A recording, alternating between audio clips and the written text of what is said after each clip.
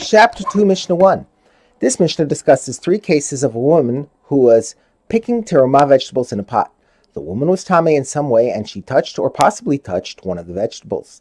The Mishnah explains when and how far tumah is transmitted in each of the vegetables and the pot.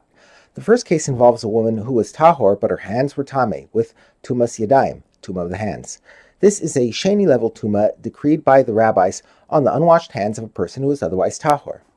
If a woman was pickling terumah vegetables in a pot, and she touched with her unwashed hands a leaf that was partially sticking out of the pot, on a place that was dry, i.e. on the part of the leaf that was outside the pot, which did not become wet when she added liquid to the pot, then even if the leaf is the size of an egg, so that it is large enough to transmit tumah to other food, only that leaf is tameh, but everything else in the pot is tahor.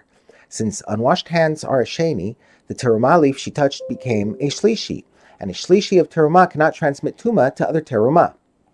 However, if she touched a place on the leaf that was wet, then whether the other things in the pot became tameh depends on how big the leaf is.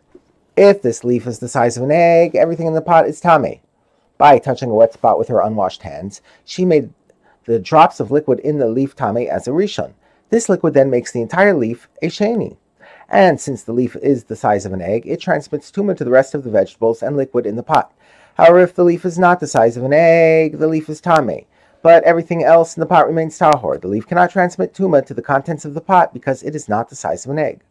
Although the leaf was less than the size of an egg, although the leaf that was less than the size of an egg cannot transmit tumah, the drops of water on it can transmit tumah. Therefore, if the wet spot on this leaf that was less than the size of an egg fell back into the pot from which it was sticking out, then everything in the pot is tameh. The drops of liquid on the leaf are a rishon, and they therefore make all the liquid in the pot a rishon. The liquid in the pot then makes all the contents of the pot tameh as a sheni, as well as the pot itself. The second case involves a woman who was tameh as a rishon. If the woman pickling the vegetables was tameh on the level of a rishon, for example, as a result of touching someone who became tameh from a corpse, and she touched either a piece on that leaf that was wet or a place that was dry, the law depends on the size of the leaf.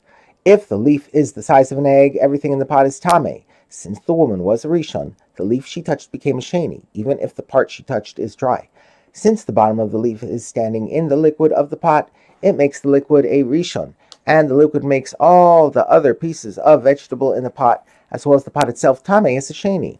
If the leaf is not the size of an egg, the leaf becomes tameh as a sheni, but everything else in the pot remains tahor. The leaf cannot transmit tumah to the rest of the pot because it is less than the size of an egg. The third case involves a woman who was a tevel yom, a person who immersed in a mikveh that day to remove her tumah and is awaiting nightfall to become completely tahor.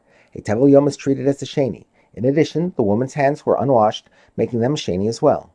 If a woman who was a tevel yom was pouring out the contents of the pickling pot with unwashed hands, without directly touching anything in the pot, and afterwards she saw liquid on her hands, and it is uncertain whether it sprayed onto her hand from the pot as she poured from it, or whether a wet vegetable stalk had accidentally touched her hands as she was pouring, the law is as follows.